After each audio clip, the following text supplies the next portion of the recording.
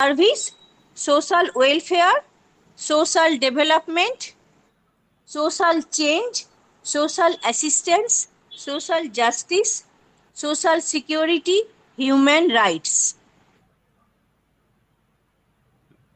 এই যে কতগুলো আমরা কথাগুলো বললাম, এইগুলো সম্পর্কে কিন্তু আমরা মোটামুটি সবাই অবহিত বা অবগত। সোশ্যাল সার্ভিস এর আগেও আমি কিন্তু অনেকবার প্রথম থেকেই কিন্তু এই সোশ্যাল সার্ভিস আর সোশ্যাল ওয়ার্ক এই কথাগুলো কিন্তু বলে এসছি, যে সোশ্যাল সার্ভিসটা কি, সোশ্যাল ওয়ার্কটা কি, দুটোর মধ্যে তফাৎ কি, এগুলো কিন্তু অনেকবার বলা হয়েছে। হ্যাঁ, তাহলেও এবার সোশ্যাল সার্ভিস অর্থাৎ সোশ্যাল সার্ভিসটা কি, যে সার্ভিস, সার্ভিস মানে আমি যদি বলি পরিষেবা প্রদান, তাহলে যে পরিষেবা সমাজের সঙ্গে যুক্ত সেটাই হচ্ছে সোশ্যাল সার্ভিস। অর্থাৎ সমাজে আমরা কি কি পরিষেবাগুলো দিতে পারি সেটাই হচ্ছে সোশ্যাল সার্ভিস। সোশ্যাল সার্ভিস কি, social service in social work is an integral part of the discipline. অর্থাৎ যে সোশ্যাল সার্ভিসটা, এটাও কিন্তু সোশ্যাল ওয়ার্কের একটা ইন্টিগ্রাল পার্ট বা অঙ্গাঙ্গিভাবে অবশ্যম্ভাবী একটি ডিসিপ্লিন বা একটি অবিচ্ছেদ্য অঙ্গ বলাই যেতে পারে। এটা কি করে না, বিভিন্ন রকম পাবলিকলি অথবা প্রাইভেট অথবা এটা কিন্তু আপনি ইন্ডিভিজুয়ালি কিন্তু সার্ভিসটা দিয়ে যেতে পারেন। এই সার্ভিসটা কাকে দেবেন না, সোসাইটিকে দেবেন। তাই জন্য এটা কিন্তু সোশ্যাল সার্ভিস। অর্থাৎ সোশ্যাল সার্ভিস যদি আমি বলি, তাহলে এটা বলা যেতে পারে সোশ্যাল সার্ভিস আর generally those service that are provided by the government or private organisation such as free education, health facilities, etc. অর্থাৎ সোশ্যাল সার্ভিসটা কি, যে সমাজকে সেবা বা পরিষেবা প্রদান করা, যেগুলো কিরকম, কোনো এডুকেশনের মাধ্যমে আমি সোশ্যাল সার্ভিস করতে পারি, কোনো হেলথ ফেসিলিটির মাধ্যমে, বা কাউকে আমি ধরুন যে যারা একদম নিপীড়িত বা শোষিত আছে তাদেরকে বিভিন্ন রকম সার্ভিস পাইয়ে দেওয়ার মাধ্যমে কিন্তু সোশ্যাল সার্ভিসটা হয়ে থাকে। তো এই সোশ্যাল সার্ভিস কিন্তু, এটাকে যদি বলি, এক এক জায়গায় কিন্তু এক এক রকম। আমাদের দেশে যেভাবে আমরা সোশ্যাল সার্ভিসটাকে ভাবি, যেগুলো উন্নত ধরনের দেশ আছে, ধরুন ইউরোপ, আমেরিকা, এই কান্ট্রিগুলোতে কিন্তু সোশ্যাল সার্ভিসটা অন্যরকম। তাদেরকে অবশ্যই এডুকেশনের জন্য মানে দেশবাসীর জন্য হয়ে সোশ্যাল সার্ভিস দিতে হবে না, তাদেরকে কোনো হেলথের জন্য দিতে হবে না, যেটা আমাদের ক্ষেত্রে মিনিমাম খাদ্য, বস্ত্র, বাসস্থান এইটুকুই জোগাড় করতে পারে না। ফলে আমাদের দেশের যদি হিসেব করা যায়, সোশ্যাল সার্ভিসটা অন্যরকম হিসেবেই দেখা দেবে। তো যাই হোক, সোশ্যাল সার্ভিস যদি বলি, এটা গভর্নমেন্ট হতে পারে, গভর্নমেন্টের থ্রু দিয়ে হতে পারে, কোনো প্রাইভেট অর্গানাইজেশনের মাধ্যমে হতে পারে। কি রকম সোশ্যাল সার্ভিস হতে পারে, লিগ্যাল সার্ভিস হতে পারে, বললাম কোনো আইনগত ব্যাপার, মেন্টাল হেলথ সার্ভিস হতে পারে, in home health service. Mental health service মানে কি, যে মানসিক সেবা, ধরুন অনেকেই যে আছে একদম মানসিক ভারসাম্যহীন, তাদের জন্যে যদি কোনো ব্যবস্থা করা যায়, বা তাদের জন্যে ধরুন এমন হতে পারে যে আমরা অ্যাজ এ সোশ্যাল ওয়ার্কার, যে মাঝে মাঝে দেখবেন এই যে হ্যান্ডিক্যাপড ক্যাম্পগুলো হয়, তো সেখানে নিয়ে গিয়ে তাদের একটা আহ কি বলবো, কি সার্টিফিকেশন ক্যাম্পগুলোতে যদি সার্টিফিকেটের মানে একটা ব্যবস্থা করা যেতে পারে, সেক্ষেত্রে তার কিন্তু একটা ভাতাও হবে, মিনিমাম জিনিসটুকু অন্তত পাবে, যেটুকুই পাক তার একটা যাওয়া আসা ফ্রি অফ কস্ট হবে। এই ফেসিলিটিগুলো কিন্তু দেওয়াই যায়। Transport, medical service, in home assistance, অর্থাৎ ঘরে গিয়েও অনেক সময় এমনও হতে পারে যে ধরুন কোথাও ফ্যামিলিগত প্রবলেম হতে পারে, সেক্ষেত্রেও কিন্তু আমরা গিয়ে সেই ফ্যামিলিটাকে একটা আপলিফমেন্ট করে সোশ্যাল সার্ভিস দিতেই পারি। সোশ্যাল সার্ভিস যদি টাইপ বলি কি কি হতে পারে, যে family social service, financial aid, কাউকে ধরুন আর্থিকভাবে সাহায্যের মাধ্যমে সোশ্যাল সার্ভিস হতে পারে। ডিসেবিলিটি রিলেটেড ফিনান্সিয়াল অ্যাসিস্ট্যান্ট, মানে দেখবেন একটু আগে যেটা আমি বললাম যে যারা ধরুন মানে ফিজিক্যালি যারা হ্যান্ডিক্যাপড আছে, যে তাদের কিন্তু যেমন ধরুন হুইল চেয়ারের মাধ্যম একটা ব্যবস্থা করে দেওয়া, তাদের বিশেষ ভাতার ব্যবস্থা করে দেওয়া, এগুলোর মাধ্যমে সোশ্যাল সার্ভিস হতে পারে। আন ইনকাম বা আনএমপ্লয়মেন্ট, যে সেক্ষেত্রে যাতে ধরুন একটা 100 দিনের কাজ এগুলো যাতে ঠিকঠাক পায়, সেগুলো একটা সোশ্যাল সার্ভিস হতে পারে। এগুলো হচ্ছে সোশ্যাল সার্ভিস। নেক্সট যদি বলি সোশ্যাল ওয়েলফেয়ার, অর্থাৎ সমাজ কল্যাণ। মোটামুটি এগুলো কিন্তু যেরকম টার্ম একই রকম, প্রায় একটু জাস্ট এদিক ওদিক, এমন কিছুই নয়। তো এই যে সোশ্যাল ওয়েলফেয়ার, এটা হচ্ছে কি জনকল্যাণমূলক ধ্যান ধারণা। এটা কিন্তু আগে কি ছিল জানেন তো, যদি এই ওয়েলফেয়ার কথাটা, জাস্ট আমি যে একটু ট্রেনটা চলে যাক, এটা ছিল যা the older English term welfare can be traced back to the 14th century, অর্থাৎ চতুর্দশ শতাব্দীতে এই ওয়েলফেয়ার শব্দটা কিন্তু ইংরেজি কয়েন ছিল। এবং এক্ষেত্রে ওয়েলফেয়ার এসেছিল journey well and could indicate both happiness and prosperity, অর্থাৎ কেউ ভালোভাবে থাকবে এবং প্রসপারিটি, হ্যাপিনেস, এই কথা থেকে কিন্তু ওয়েলফেয়ার শব্দটা চতুর্দশ শতক থেকে কিন্তু ইংরেজিতে এসেছিল। পরে এটা বিভিন্নভাবে চেঞ্জ হয়ে সোশ্যাল ওয়েলফেয়ার কথাটাও এসছে। এই সোশ্যাল ওয়েলফেয়ারটা কিন্তু প্রচুর এর বিশাল একটা বিস্তৃত কাজকর্ম হচ্ছে সোশ্যাল ওয়েলফেয়ারের মাধ্যমে, অর্থাৎ জনকল্যাণমূলক যে কর্মসূচি। বিশেষ করে আমাদের ভারতবর্ষে বহু জনকল্যাণমূলক কর্মসূচির একটা দেশ হিসেবেই বলা হয়।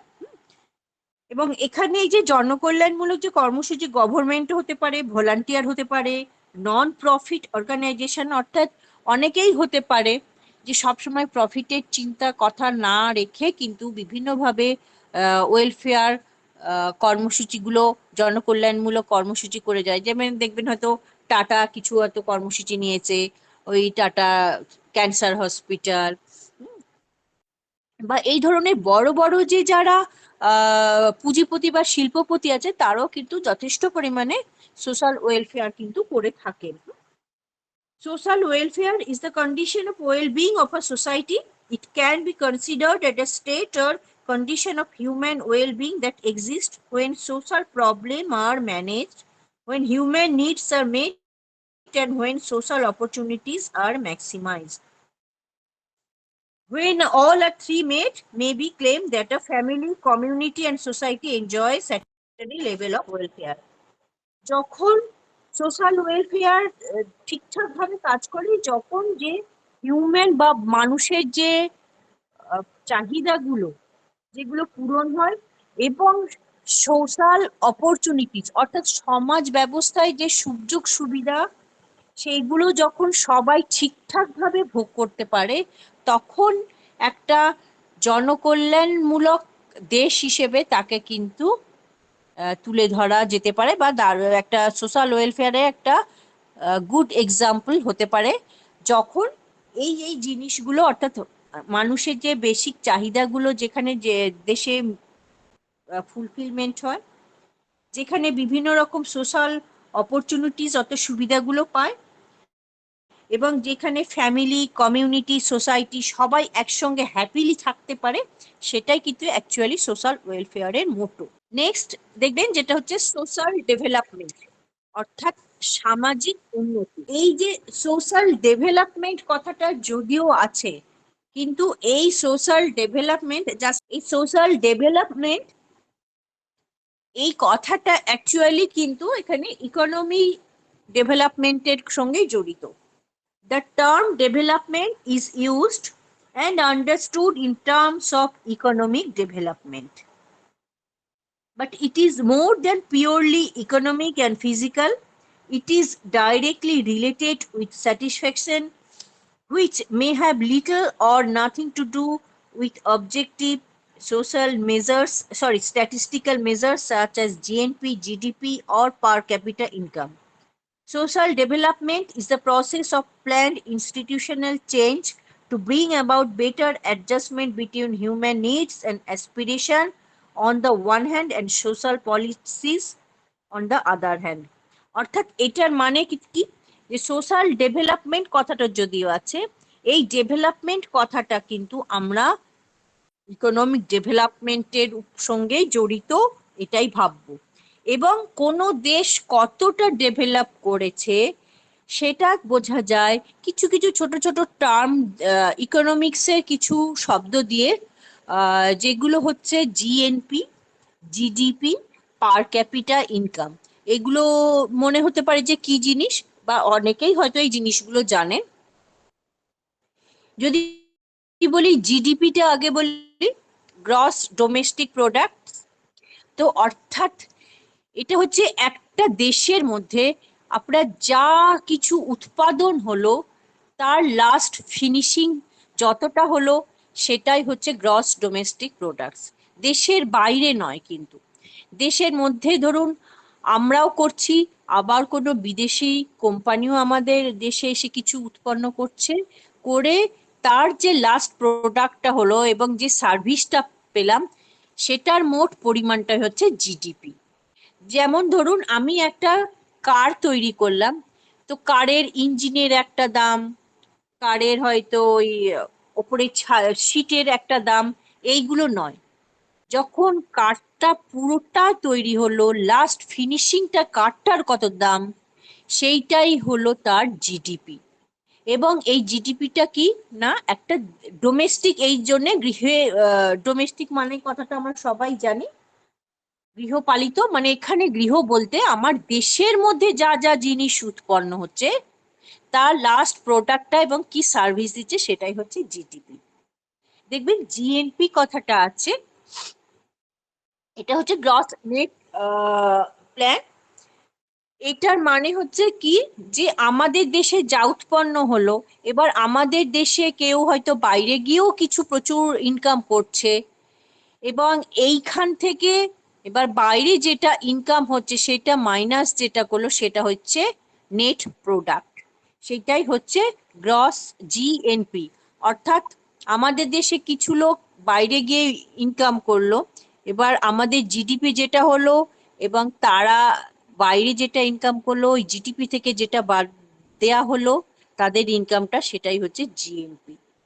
পার ক্যাপিটা ইনকাম মানে প্রত্যেকের ইন্ডিভিজুয়ালি যতটা পপুলেশন আছে, আমাদের মোট যতটা ইনকাম হচ্ছে ডিভাইডেড বাই দেশবাসী, সেটাই হচ্ছে পার ক্যাপিটা ইনকাম। অর্থাৎ পার মানে প্রত্যেকের ইনকাম। তো এবার যে যে দেশে জিএনপি, জিডিপি, পার ক্যাপিটা ইনকাম যত বেশি হবে সেই দেশ কিন্তু তত বেশি ডেভেলপড হবে। ইকোনমিক্যালি ডেভেলপড হওয়া মানেও কিন্তু সে socially developed.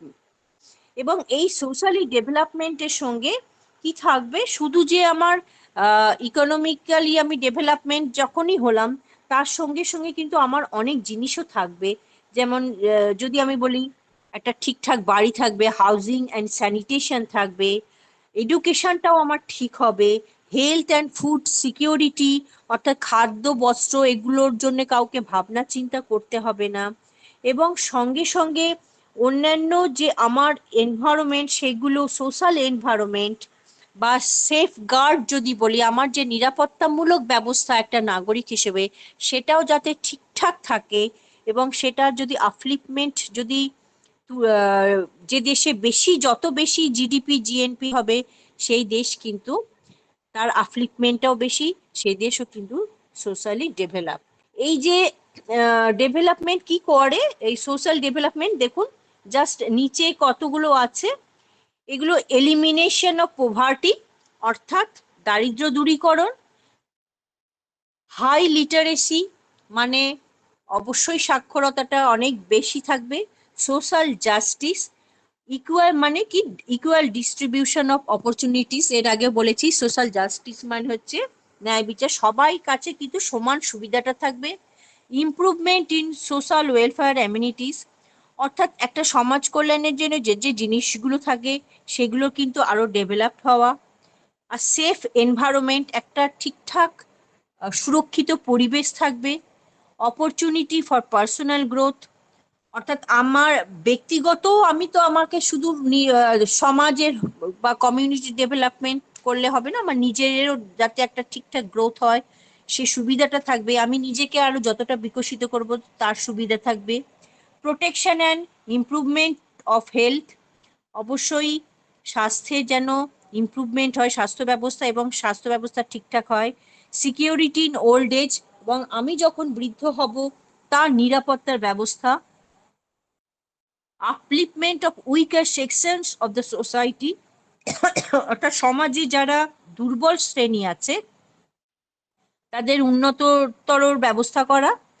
Providing security against various contingencies of life, বিভিন্ন আমাদের জীবনের পথে অনেক বাধা বিঘ্ন আছে, সেগুলোর বিরুদ্ধে মানে সেগুলোকে প্রতিহত করে আমাকে একটা ঠিকঠাক নিরাপত্তা দেওয়া।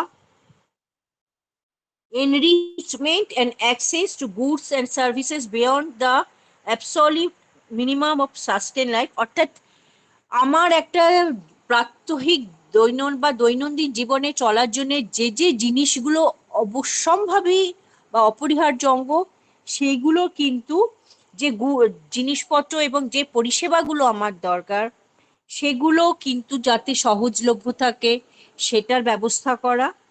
High expectation of life at birth and low fertility, অর্থাৎ জীবনটা আমার যাতে ঠিকঠাক উন্নয়নশীল মানে উন্নততর হয়, এবং এর জন্য আর কি করতে হবে, যদি সোশ্যালি বা ইকোনমিক্যালি ডেভেলপড হতে হয় অবশ্যই আমাকে ফার্টিলিটি রেটটা কিন্তু কমাতে হবে, মানে পপুলেশন গ্রোথটা কমাতে হবে, তবেই কিন্তু একটা দেশ সোশ্যালি ডেভেলপড হবে।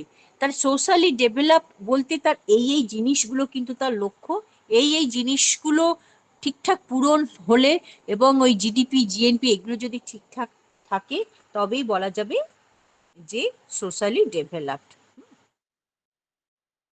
নেক্সট দেখুন, সোশ্যাল চেঞ্জ, অর্থাৎ সামাজিক পরিবর্তন। এবার যদি বলি আমি চেঞ্জ মানেটা কি, আবার তার সঙ্গে কি আছে না সোশ্যাল চেঞ্জ।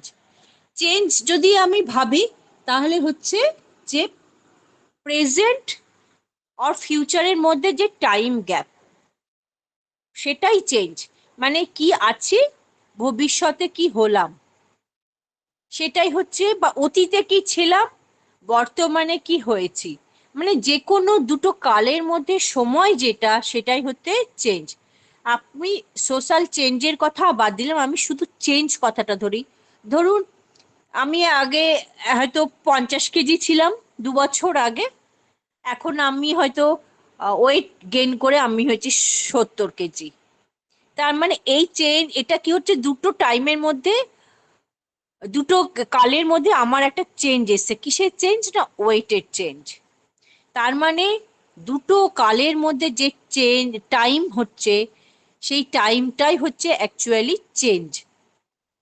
এবার সোশ্যাল চেঞ্জ অবশ্যই কি সমাজের পরিবর্তন, সমাজ কখনো কিন্তু স্ট্যাটিক বা স্থিতিশীল নয়, সমাজ অলওয়েজ ডাইনামিক, অর্থাৎ সমাজ গতিশীল। সমাজ গতিশীল বলেই কিন্তু আজকে এত এত উন্নততর সমাজ পাওয়া গেছে, এত এত আমরা এগিয়ে যাচ্ছি। আমরা যদি চেঞ্জ ভাবি, প্রথম দিকে যদি ভাবি যে প্রিমিটিভ কমিউনিজম ছিল যেখানে আদিম সাম্যবাদী ব্যবস্থা, বা তখন কি হতো সবাই আমরা ওই কিছুই জানতাম না আর কি, সব স্বীকার করতাম, একসঙ্গে ভাগ বাটোয়ারা করে থাকতাম। সেই জায়গা থেকে আজকে সোসাইটিটা কোথায় গেছে, অর্থাৎ সোসাইটি সব সময় কিন্তু একটা প্রবাহের দিকে চলেছে। একজন হেরাক্লিটাস বলে একজন দার্শনিক আছেন, উনি একটা খুব এখানে নেই যদিও একটা খুব গুরুত্বপূর্ণ কথা বলেছিলেন যে a person cannot step into the same river twice, অর্থাৎ একটা মানুষ কখনোই একই নদীর জলে দুবার পা ডোবাতে পারে না। মানে কথাটা কি, অ্যাকচুয়ালি নদীর স্রোতস্বিনী, ফলে আমি এখন করলাম, আবার পরবর্তীকালে ওই জলটা কিন্তু আমার থাকবে না, সেটা স্রোতের মাধ্যমে অন্য জল আসবে।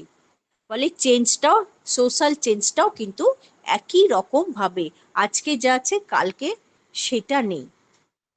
এবং আপনারা যদি এই চেঞ্জটা ভাবেন, অন্য সব বাদ দিয়ে আপনি শুধু কমিউনিকেশনের চেঞ্জটা ভাবুন, তাহলেই কিন্তু অনেক বুঝবেন। যে আগে যদি আমরা কমিউনিকেশন, যদি ট্রান্সপোর্টের কথা ভাবতাম, প্রথমে সেই ঘোড়ার গাড়ি, তারপর পালকি, গরু গাড়ি, এগুলো হতো। তারপর আস্তে আস্তে কিন্তু সেখান থেকে চিঠিটা এলো, চিঠি, এরপর এটার বাদ দিয়ে আপনি এখন দেখুন, সেটার সব বাদ দিয়ে কত দ্রুত ফোন এলো, ল্যান্ড ফোন বাদ দিয়ে মোবাইল, তারপর জি এর তো শেষ নেই, 3G 4G 5G, এখন আবার ইমেল, আরো সোশ্যাল মিডিয়া, এগুলো তো বহু আছে যার মাধ্যমে কিন্তু আমরা প্রচন্ড দ্রুত কমিউনিকেট করতে পারি পৃথিবীর এক প্রান্ত থেকে অন্য প্রান্তে। ফলে এই চেঞ্জটা কিন্তু অবশ্যম্ভাবী এবং অবশ্যই ভালোর দিকেই হওয়াটা উচিত।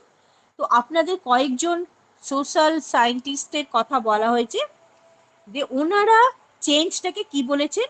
মরিস গিনসবার্গ একজন আছেন, একজন হচ্ছে Kingsley Davis, MacIver and Page, Morris Ginsberg.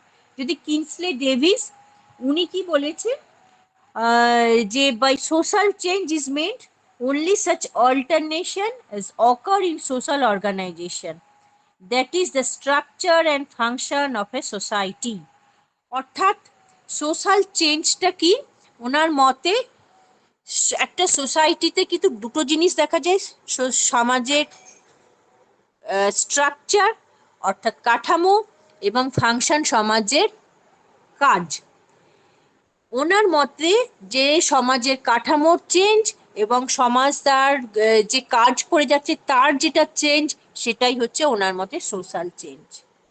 তেমনি ম্যাকাইভারে অ্যান্ড পেজ, ওনারা বলেছেন কি, দুজন ওনারা আছেন, social change refers to a process responsive to many types of changes, to change the man-made conditions of life, to changes in the attitudes and beliefs of men, and to the changes that beyond the human control, to the biological and the physical nature of things। অর্থাৎ ওনাদের মতেও কিন্তু সামাজিক পরিবর্তনের ক্ষেত্রে সামাজিক সম্পর্কে সমূহের পরিবর্তনের উপর ওনারা গুরুত্ব আরোপ করেছেন। ওনাদের মতে সামাজিক পরিবর্তন বা সোশ্যাল চেঞ্জ আসলে সমাজের যে সম্পর্কগুলো আছে আমাদের প্রত্যেকের সঙ্গে, প্রত্যেকে কিন্তু আমরা একটা আন্তঃসম্পর্কে জড়িয়ে আছি, সেই সম্পর্কগুলো যখন পরিবর্তন হচ্ছে সেটাই হয়ে যাচ্ছে সোশ্যাল চেঞ্জ। যেমন যদি আমি একটা ভাবি যে আমার, যে ধরুন আমি একটা অ্যাজ এ উইমেন, আমি একটা মহিলা হিসেবে আমার বাড়িতে আমার যে সম্পর্ক আছে, আমি যখন এই আধুনিক সমাজে আমি যখন ওয়ার্কিং লেডি হয়ে যাচ্ছি, তখন আমার যে নিজের কাজের ক্ষেত্রে আমার যে কলিগদের সঙ্গে সম্পর্ক, সেটাও কিন্তু আস্তে আস্তে অনেক চেঞ্জ হয়ে যাচ্ছে। মানে সেই শুধু একটি গৃহে কিন্তু বন্দি থাকছে না, সে বাইরেও তার কিন্তু একটা পরিচিতি থাকছে, তার একটা সম্পর্ক থাকছে। ফলে প্রত্যেকে যে প্রত্যেকটার সঙ্গে যে একটা রোল আছে এবং রেসপন্সিবিলিটি সমাজের এবং তাদের যে সম্পর্কগুলো, সেই যে চেঞ্জ হচ্ছে সেটাই হচ্ছে সোশ্যাল চেঞ্জ। এবং এটা বলেছেন কি Morris, sorry, MacIver and Page. Then Morris and Ginsberg আছেন, ওনারও বলেছেন, by social change I understand a change in social structure, that is example the size of the society, the composition or the balance of its parts or type of organization। অর্থাৎ উনিও কি করেছেন, social স্ট্রাকচারের উপরই গুরুত্বটা আরোপ করেছেন। মানে সাইজ অফ দ্য সোসাইটি, সোসাইটির সাইজ মানে ছোট হয়ে যাচ্ছে বড় হয়ে যাচ্ছে ব্যাপারটা নয়। এটা যদি আপনারা ভাবেন যে আগে যে সমাজ ছিল, এখন কিন্তু সমাজটা একদম অন্যরকম হয়ে যাচ্ছে। আগে ধরুন কৃষি নির্ভর ছিল, এখন কিন্তু শিল্প নির্ভর, এবং এখন যেটা হচ্ছে ডেটা বেস। এবং আগে যেটা এখানে সাইজ বলতে এটাও বোঝা যাবে, ধরুন এখন গ্লোবালাইজেশনের যুগ, অর্থাৎ হাতের মুঠোয় কিন্তু প্রত্যেকের সঙ্গে আমরা প্রত্যেকটা সোসাইটি জড়িয়ে আছি। এবং তার মধ্যেও যদি সমাজের এবার স্ট্রাকচারের মধ্যে একটা বেসিক স্ট্রাকচার হচ্ছে কিন্তু একটা ফ্যামিলি।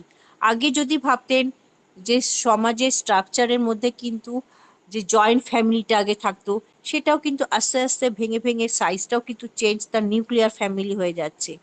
ফলে সোসাইটিটা তার স্ট্রাকচারের দিক দিয়ে বা কাঠামোগত দিক দিয়ে তার যে পরিবর্তন হয়ে যাচ্ছে সেটা, এবং তার যে বিভিন্ন একটা কাঠামোর যে পার্ট আছে এবং বিভিন্ন যে অর্গানাইজেশন বা সংগঠন, তার যে চেঞ্জ হয়ে যাচ্ছে সেটাই হচ্ছে সোশ্যাল চেঞ্জ। এটা কে বলেছেন না, মরিস গিন্সবার্গ। নেক্সট হচ্ছে কি সোশ্যাল অ্যাসিস্ট্যান্স। সোশ্যাল অ্যাসিস্ট্যান্স মানে কি, মানে ওই আর কি অ্যাসিস্ট করা মানে সাহায্য করা, অর্থাৎ সমাজকে যেটা সাহায্য করা। কিভাবে? Social assistance is defined as a benefit offered by the state, national or local, and usually provided on the basis of means. Public support system and social assistance schemes have not expanded sufficiently to compensate for the decline of traditional systems. Social assistance is material support are provided of those who are unable to support themselves and providing them with social security, including if they are unable to support themselves and their dependent, appropriate social assistance. অর্থাৎ যেখানে সোসাইটির যেখানে যেখানে একটা মানুষের যে basic নিডগুলো fulfil করতে পারছে না, সেখানে কিন্তু সোশ্যাল অ্যাসিস্ট্যান্স বা সমাজের সাহায্যে কিন্তু অবশ্যই দরকার হয়ে পড়েছে। এবং সেটা কি হচ্ছে, সেটা ন্যাশনাল লেভেলে বা জাতীয় লেভেলেও হতে পারে, লোকাল লেভেলেও হতে পারে।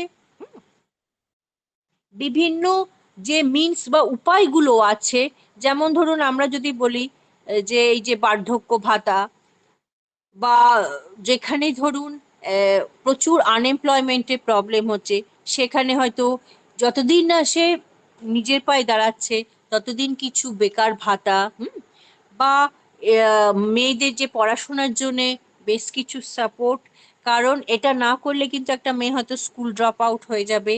তো এইগুলোর মাধ্যমে কিন্তু যেখানে যেখানে মিনিমাম জিনিসগুলো আছে সেখানে কিন্তু সোশ্যাল অ্যাসিস্ট্যান্সের দরকার হয়। এবং এটা যেমন ধরুন যা national social assistance programme, NSAP is a welfare program being administered by the Ministry of Rural Development. এই যে সোশ্যাল অ্যাসিস্ট্যান্স, এটা কি হতে পারে, ন্যাশনাল লেভেলেও হতে পারে, আবার লোকাল লেভেলেও হতে পারে। এবং যেমন কিছু কিছু আছে, এর আগে বললাম ধরুন national old age pension scheme, NOAPS, এটা কি করেছে না 65 ইয়ার্সের জন্যে কিছু পেনশন ব্যবস্থা করা। ন্যাশনাল ফ্যামিলি বেনিফিট স্কিম, অর্থাৎ এই grant of 5,000 in case of death due to natural causes, অর্থাৎ কোনো যদি প্রাকৃতিক কারণে যদি মৃত্যু হয় তাহলে সেক্ষেত্রে 5,000 টাকা পাবে। And ₹20,000 in case of accidental death, এবং যদি কোনো অ্যাক্সিডেন্টাল ডেথ হয় সেক্ষেত্রে সে তাহলে তার জন্যে 20,000 টাকা অবশ্যই পাবে। The primary breadwinner is specified in the scheme, whether male or female had to be a member of the household whose earning contributed substantially, অর্থাৎ এখানে এবং তাদের একটা মিনিমাম কিন্তু ওয়েজেসটা বলা আছে যে যাদের যাদের মান্থলি ইনকামটা এর চেয়ে কম হবে তারা কিন্তু এই ফেসিলিটিগুলো পাবে। তেমনি আরো কিছু আছে, ন্যাশনাল মেটার্নিটি বেনিফিট স্কিম, আমরা যারা অনেকেই জানি আগে এটা 300 টাকা ছিল, যে এখন যখনই একটা মা যখন কনসিভ করবে তাহলে, আর 2017-র পর হয়েছে যে সে 5,000 টাকা পাবে। এটা PMSMA অর্থাৎ প্রধানমন্ত্রী মাতৃ সুরক্ষা যোজনা। তো এই 5,000 টাকা ভাগ ভাগ করে দেওয়া, এইসব স্কিমগুলোর মাধ্যমে কি আমরা সোশ্যাল অ্যাসিস্ট করে থাকি। নেক্সট কি সোশ্যাল জাস্টিস হচ্ছে, সোশ্যাল জাস্টিস কথাটা অনেকবারও যদিও আলোচনা হয়ে গেছে, অর্থাৎ সামাজিক ন্যায় বিচার।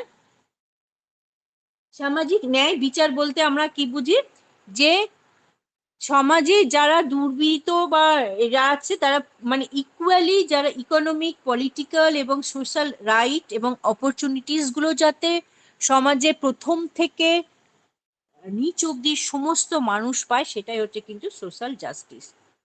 Social workers aim to open the doors of access and opportunity for everyone. Social ওয়ার্কারদের কিন্তু এই বিষয়ে একটা বিশাল দায়িত্ব আছে, যে প্রত্যেকের কিন্তু যে এই অপরচুনিটিস গুলো আছে, এই সুযোগ সুবিধাগুলো আছে, এবং তারা যেন এই সুযোগ সুবিধা থেকে সমাজে বঞ্চিত না হয়, অর্থাৎ ন্যায় বিচার থেকে বঞ্চিত না হয়, সেজন্য কিন্তু সোশ্যাল ওয়ার্কার তার প্রচেষ্টা অবশ্যই চালিয়ে যেতে পারবে। ওয়ার্কিং উইথ দ্য মানে সোশ্যাল ওয়ার্কার কি করবে না, ওয়ার্কিং উইথ মার্জিনালাইজড গ্রুপ, অর্থাৎ যারা প্রান্তিক যেসব গ্রুপ একদম weaker, social justice agents or advocate or concerned with bringing equality within society. Historically and in theory, the idea of social justice is that all people should have equal access to wealth, health, well-being, justice, privilege. অর্থাৎ যে যারা একদম weaker যদি people থাকে, তারা যেন ঠিকঠাক সুযোগ, সমাজের সুযোগ সুবিধাটা পায়, ঠিক মতো অপরচুনিটিস গুলো পায়, তাদের এডুকেশন, তাদের হেলথ এবং তাদের যে লিগ্যাল যে সার্ভিসগুলো সেটাও যাতে পায়, সেই জন্যে কিন্তু সোশ্যাল জাস্টিসটার কিন্তু জন্যে অ্যাজ এ সোশ্যাল ওয়ার্কার আমি বলবো এদের কিন্তু একটা বিশাল দায়বদ্ধতার ব্যাপার আছে।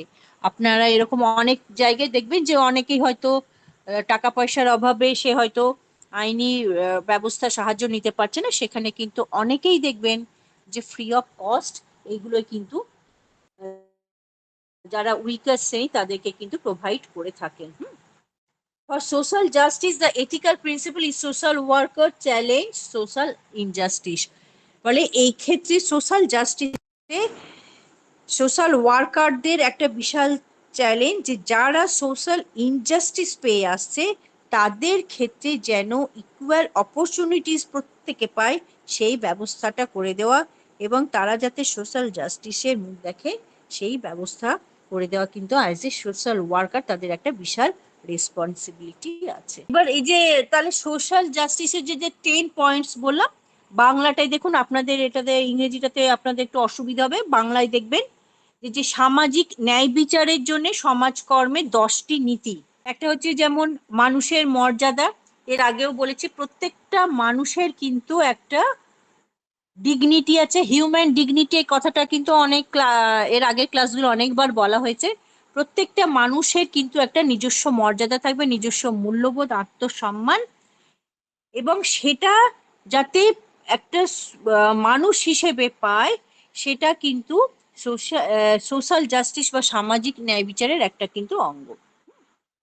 কাজের মর্যাদা এবং শ্রমিকদের অধিকার, অর্থাৎ অনেক সময় দেখা যায় যে আমি যে কাজটা করলাম সে কাজের কি ঠিকঠাক আমার মর্যাদা পাচ্ছি না বা অধিকারও নেই। এক্ষেত্রে যেমন ধরুন আমি একটা জিনিস আমি একটা কারখানায় একটা জিনিস প্রোডাক্ট করলাম, সেক্ষেত্রে আমার অ্যাজ এ লেবার বা অ্যাজ এ শ্রমিক হিসেবে আমার যে মজুরিটা সেটা মালিক পক্ষ সবসময় শোষণ করে কি, আমি যদি হিসেব করি যে উৎপাদনের উপায়, বন্টন, এগুলো মার্ক্সীয় নীতিতে আছে, অত তো জেনের উপায় নেই। ধরুন আমার জিনিসটা তৈরির জন্য আমার অ্যাকচুয়ালি পাওনা কথা হয়তো 250 টাকা, আমাকে মালিক পক্ষ সেখানে দিচ্ছে হয়তো 190 টাকা, অর্থাৎ 60 টাকা সে কিন্তু এক্সট্রা নিয়ে নিচ্ছে। সে বিভিন্নভাবে হয়তো এটা ওটা কারণ দেখিয়ে, তার মানে আমি সেক্ষেত্রে কি হচ্ছি না, শোষিত হচ্ছি, মানে আমার যে অধিকার সেটা কিন্তু সেখানে থাকছে না। বা একটা ধরুন শ্রমিক হিসেবে আমার একটা মিনিমাম প্রভিডেন্ট ফান্ডের দরকার, আমার একটা যে অ্যাক্সিডেন্টাল বেনিফিট দরকার।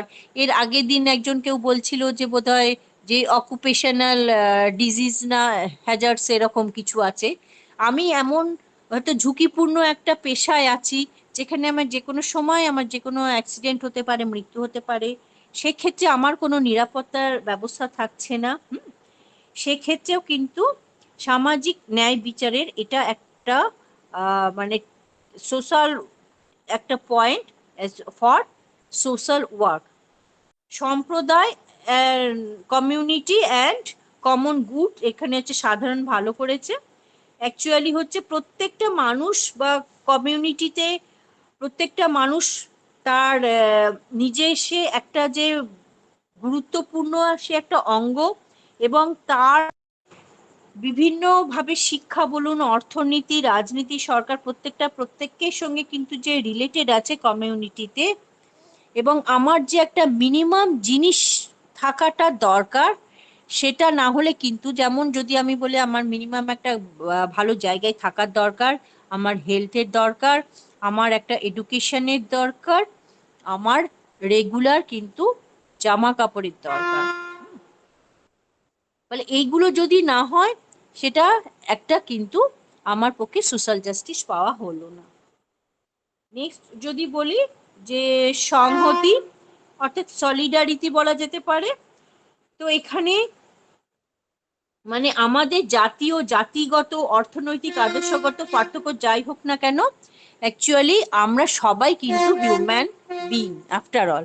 মানে আমার সেখানে গায়ের রঙের তফাৎ থাকতে পারে, আমার জাতির তফাৎ থাকতে পারে, আমার সম্প্রদায় থাকতে পারে, আমার ধর্মের তফাৎ হতে পারে, আমার লিঙ্গ তফাৎ হতে পারে, কিন্তু একটা ব্যাপার যে আমরা প্রত্যেককেই হচ্ছে মানব সম্প্রদায়ের মেম্বার, এবং সেক্ষেত্রে তার অংশীদার হিসেবে কিন্তু আমাদের মধ্যে একটা সকলের সঙ্গে একটা ভালো টার্মস, এবং আমরা সেই হিসেবে একজন উপর মহলেও যেমন একটা মানব সম্প্রদায় যে যে জিনিসগুলো পাবে, আমি একটা নিচু শ্রেণী হয়েও কিন্তু আমার সেগুলো পাওয়াটা দরকার। অধিকার এবং দায়িত্ব, এখানে হচ্ছে যে সমাজে অংশগ্রহণ করার এবং সাধারণ ভালো করবার জন্য একসাথে কাজ করার অধিকার। অর্থাৎ প্রত্যেকে যে যেমন সোশ্যাল জাস্টিসটা আছে, কিন্তু আমাদেরও উচিত যে যারা আমরা হয়তো পেয়ে আছি, এইগুলো আমরা প্রিভিলেজড, অনেকে এগুলো ভাবতেই পারি না, সেক্ষেত্রে কিন্তু আমারও যেমন অধিকার আছে এগুলো পাওয়ার, এবং সেক্ষেত্রে যারা অলরেডি আমরা প্রিভিলেজ বা সুবিধা পাচ্ছি, আমারও সেক্ষেত্রে কিন্তু একটা দায়িত্ব থেকে যায় যে সেক্ষেত্রে যাতে সবাই এই ন্যায় বিচারটা পায়।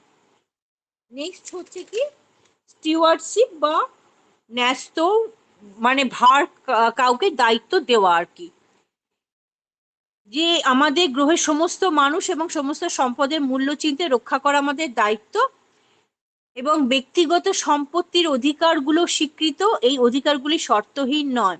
অর্থাৎ এইগুলো দেখুন, এই যে ব্যক্তিগত সম্পত্তি যদি বলি, নিশ্চয়ই আমি আমার ব্যক্তিগত সম্পত্তি রাখতে পারবো, তবে এটাও কিন্তু একটা ভাবাও দরকার যে এই সম্পত্তি যাতে আমি সবার সম্পত্তি নিয়ে করায়ত্ত করলাম, যে পৃথিবীর 90% সম্পত্তি আমার হাতে, বাকি 10% সম্পত্তি হয়তো বাকি 100 কোটির 90 কোটির মধ্যে, এটাও কিন্তু ঠিকঠাক হওয়া উচিত নয়। অর্থাৎ সম্পত্তি যদি হয়, সবার মধ্যে কিন্তু বন্টিত হওয়া দরকার।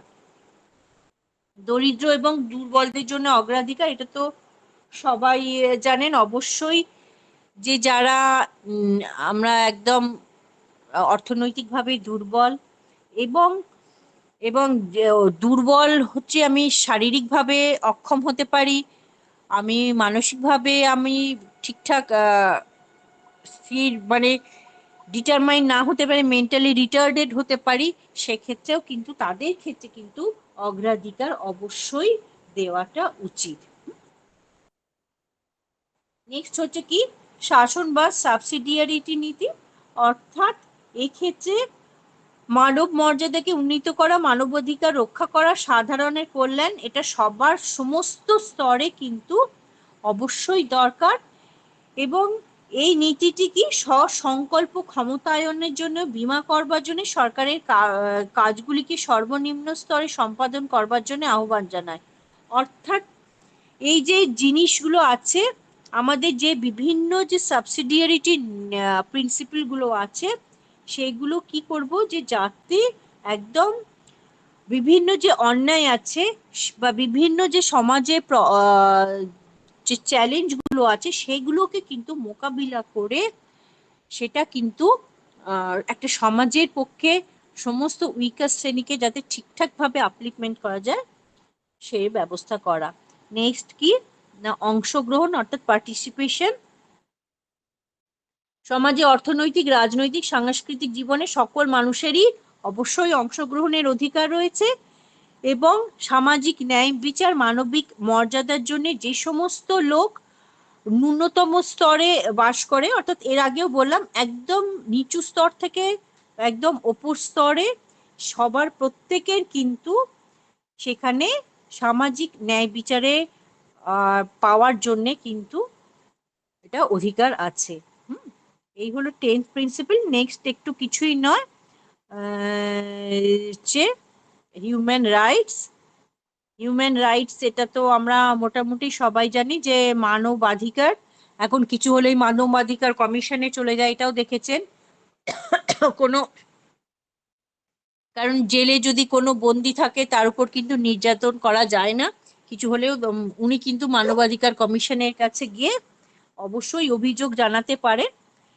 তো এটা মানবাধিকার কমিশনটা কখন হয়েছিল না ইউনাইটেড নেশন জেনারেল অ্যাসেম্বলি 10ই ডিসেম্বর 1948 সালে হিউম্যান রাইটসের একটা কনসেপশন তৈরি হয়েছিল।